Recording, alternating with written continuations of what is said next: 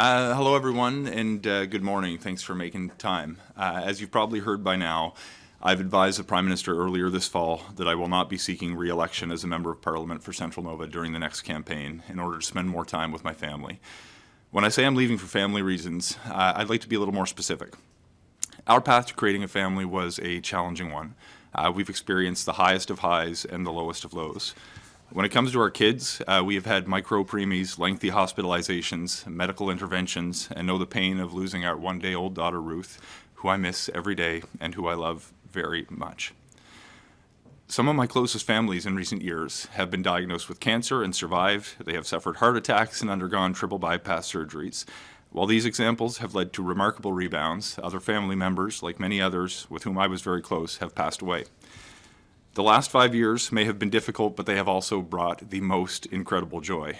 I have watched my daughter, Molly, who was born under difficult circumstances, grow into the most amazing, intelligent, curious, and interesting 8-year-old that I have ever met.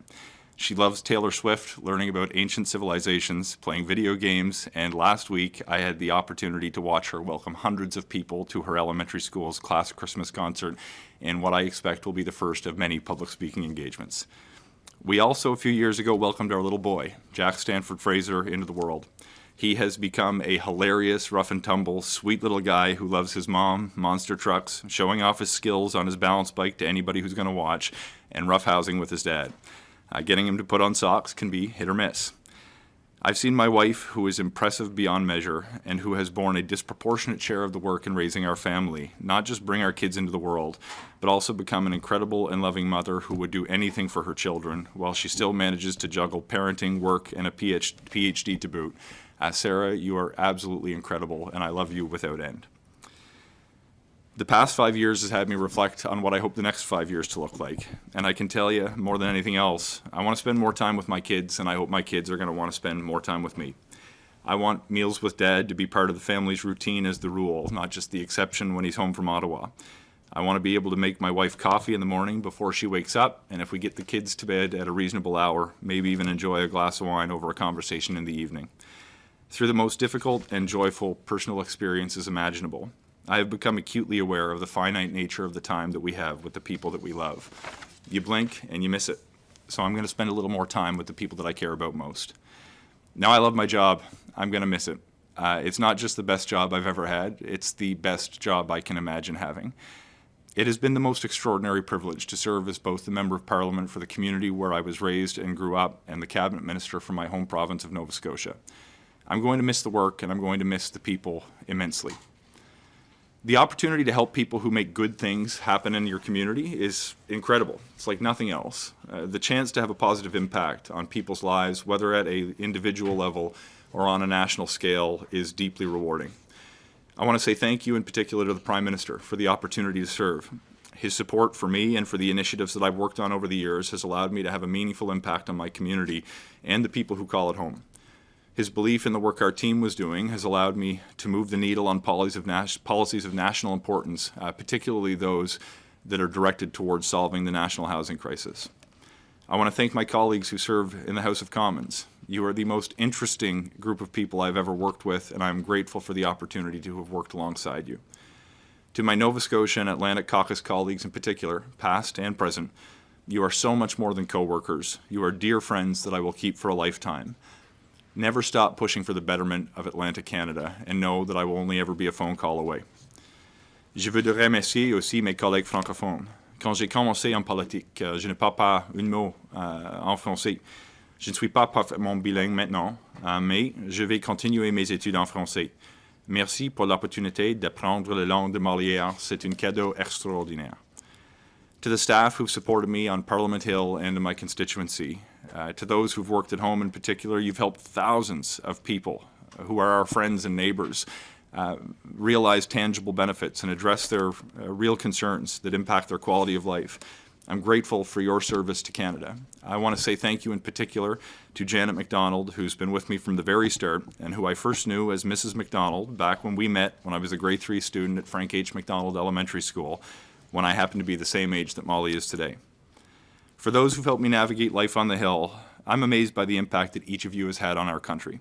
The scale of the challenges that we've been wrestling together, and the problems that we have worked to solve will be something that you should be proud of for a very long time. I know that I am. I will follow your careers closely, and I consider it an extraordinary professional honor to have served my country with you by my side. I want to thank my Chief of Staff, Savannah DeWolf in particular, who's been with me from my first few weeks as an MP and who has held virtually every position at every level in each of my constituency, Hill, campaign, and minister's offices over the last decade. You are as talented a professional as I have ever worked with in my career and are responsible for just about all the things that went well for me politically over the past 10 years. I also want to thank every volunteer who's given their time, donations, and energy to our campaigns over the last few election cycles. Without your engagement, we would not have had the opportunity to win a riding that has historically been viewed as nearly unwinnable for a Liberal candidate. You'll remember that it was our riding that Brian Mulrooney, who became a friend of mine before he passed, came to sit in and happened to be my first MP, no less, when he became opposition leader and needed a safe constituency for a Conservative in his first campaign as a Member of Parliament. While there's insufficient time to properly thank each of you who've made a contribution over the years, I want to express my profound gratitude to the families of Ray Wagg and Hilary Ammett, both of whom have passed away and who made enormous contributions to our organization on the ground. I miss you both and may never have had the chance to serve in Parliament without your effort and encouragement along the way. Politics is a force for good in this country, and public service matters to our collective well-being. The jobs elected officials have the privilege to hold for however long or short a time are so much bigger than any one person who may come to hold them. Those who have the opportunity to serve would do well to remember that the highest office holder in our system of government and politics is not the MP, minister, or even prime minister. It's the citizen that we have been elected to serve. It is the people who live in our communities that give us the authority to govern and to whom we owe a duty to do our very best to make this country a better place to live. The best political education that I've ever received hasn't come from the halls of power on Parliament Hill, but in the church basements, fire halls, wharves, and community centres in small town and rural Nova Scotia. This is where I found the people who know the needs of their families and their communities, and they're willing to share a lifetime of expertise in exchange for nothing more than a willingness to listen. I hope that I've had, in some small way, been able to use the lessons that I've learned from you along the way to have a positive impact on the communities that I've represented.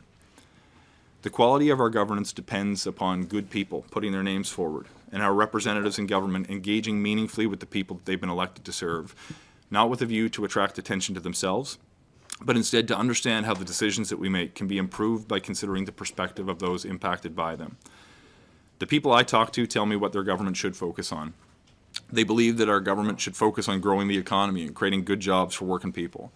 They believe that we should be making investments to advance progress on social programs that improve healthcare, housing, and affordability. They believe we need to protect our natural environment and do more to address the pressing threat of climate change.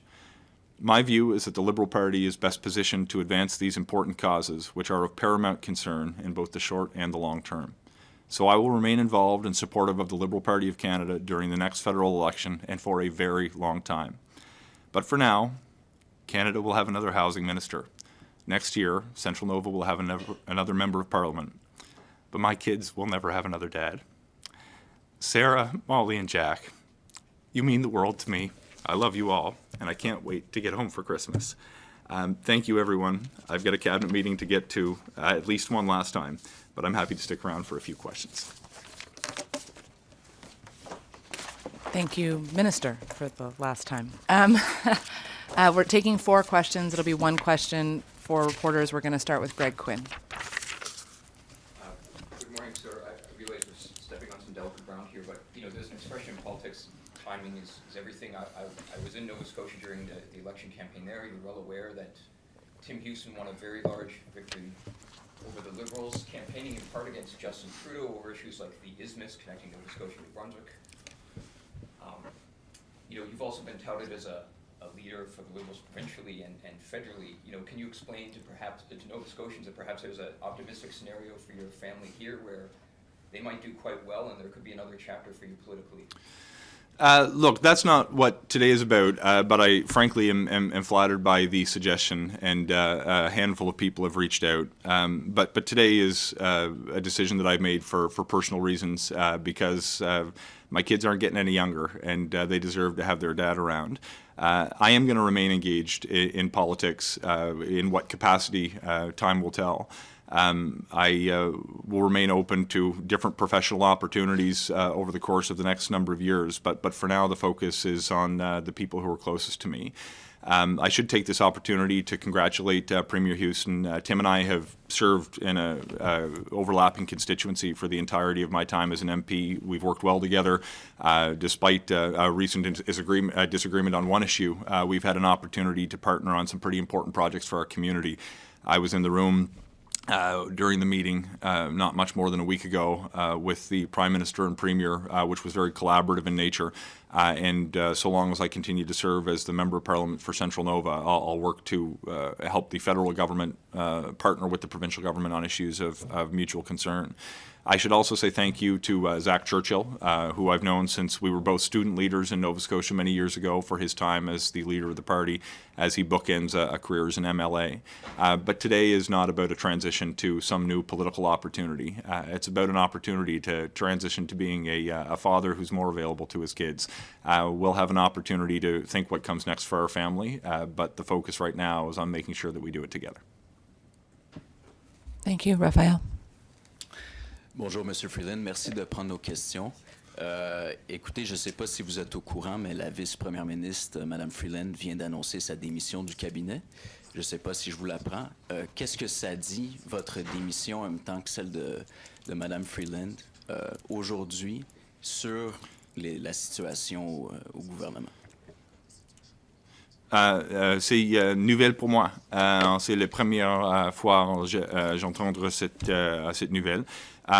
Look, I'll tell you that I had the opportunity to work alongside Minister Freeland as her parliamentary secretary during the second half of the COVID-19 pandemic. I found her to be professional, supportive of me as a member of Parliament, and I consider her a friend, and that friendship will continue long after my time in politics.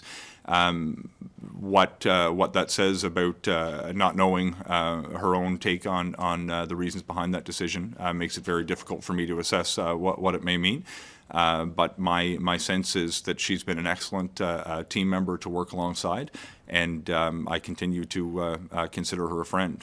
When it comes to the government, if a portion of your question referred to my view on what it may mean for the government, is that as compared to the product on offer on the other side of the chamber, it's very clear that my own party supports the priorities that I think are most important to people at home. Investing in healthcare, putting money on the table to make life more affordable, doing something serious to address the pressing threat of climate change. So from my own perspective, the choice is clear as to who will offer a superior point of view to Canadians when it comes time for them to go to the ballot boxes. But in the meantime, questions about my colleague, Ms. Freeland's motivations would be best placed to her. Judy Trinh. Minister Fraser, when you first took up this housing position as cabinet minister in 2023, you relished the fact that you were going to go up against Pierre Poilievre, that you could spar with him on his housing record.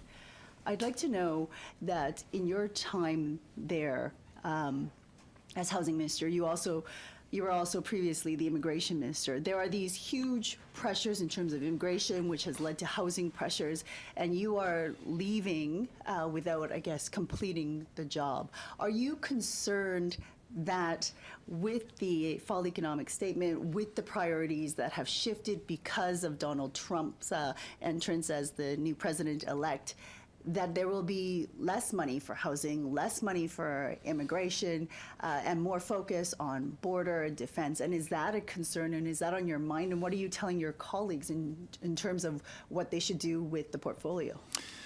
Look, there's a lot, Judy, baked into that question, so I'll do my best to address it. And if I leave any element out, I'm sure you'll have an opportunity to remind me over the next couple of days.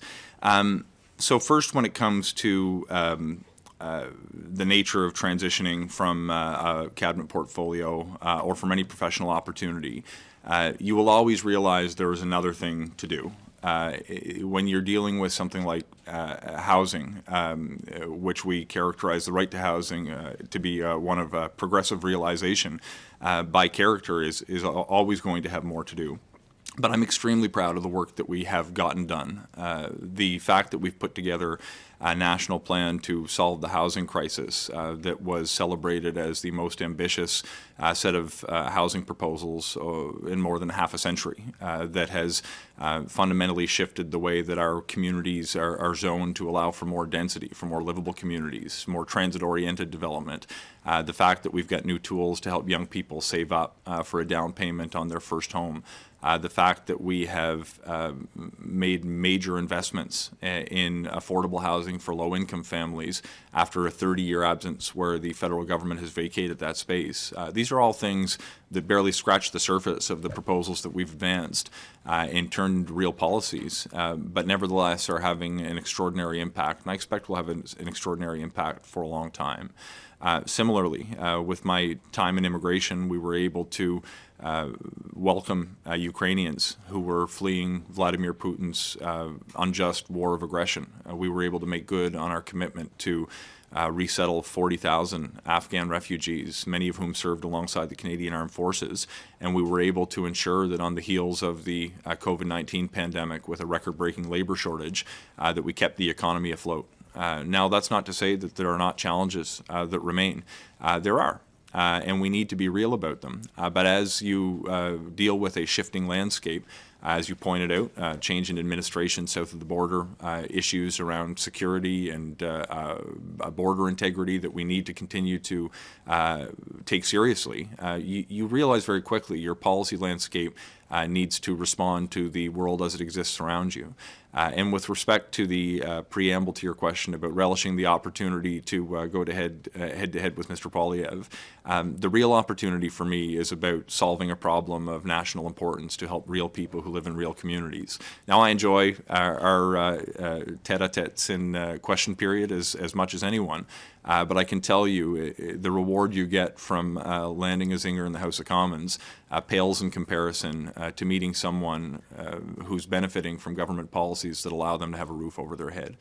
So I'm going to focus in whatever may come next for me, not on the opportunities as to who I might get to debate in public, but the problems that I'm going to get to solve and the difference that I'm going to make. And I hope people observe that over the course of my time in federal politics.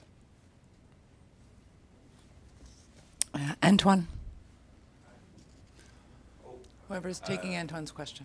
Maybe coming back to Ms. Freeland, you said earlier that you were learning the news as you were speaking. What does it say of your party, of the Prime Minister, of where the Liberals are at federally? That two key cabinet ministers are resigning at the same moment on a Monday morning of the fall economic statement? Look, I can't speak to the motivations that my colleague, Ms. Freeland, may have. I can only speak for myself. Truth be told, I had intended, though I'd made this decision for myself a few months ago when I was home recovering from a surgery that took place in early September, and I got a few extra weeks spending time with my kids at home, and it felt like it was where I was supposed to be. I realized very quickly that just because I was home didn't mean that my 8-year-old daughter in particular was necessarily home with me all the time. She's built a social life of her own. She's having sleepovers with her cousins. She's out playing in the neighborhood with her friends. And you come to realize that you're kidding yourself if you think she's going to want to spend more time with you as a teenager than she does as an 8-year-old. Similarly, with my little guy, he's going to be going to school in a couple of years. He won't be home the way he is now during this tender age where he needs me and I need him. So for me, the motivation is not tied to the government, not tied to the Prime Minister. From my point of view, the Prime Minister has been uniquely supportive of me and the work that I've wanted to do in my community. Without his backing, we wouldn't have been able to twin the most dangerous stretch of highway in Nova Scotia. We wouldn't have been able to get money in place to remediate Boat Harbour, one of the worst cases of environmental racism in this country. We wouldn't have been able to build new community facilities like a Trenton Park revitalization, a new transit system for my hometown, a new DeCoste Performing Arts Centre, new libraries throughout my constituency, new recreational facilities. So he's been a good partner for me, for my province, and my announcement today is tied only to my desire to be a more present father and to be in my community. To the extent that you've got questions for my colleague, Ms. Freeland, by all means, I would invite you to pose them to her. Okay, I believe that's all the time we have, unless... Okay, merci tout le monde. C'était un Thank you, plaisir. Minister.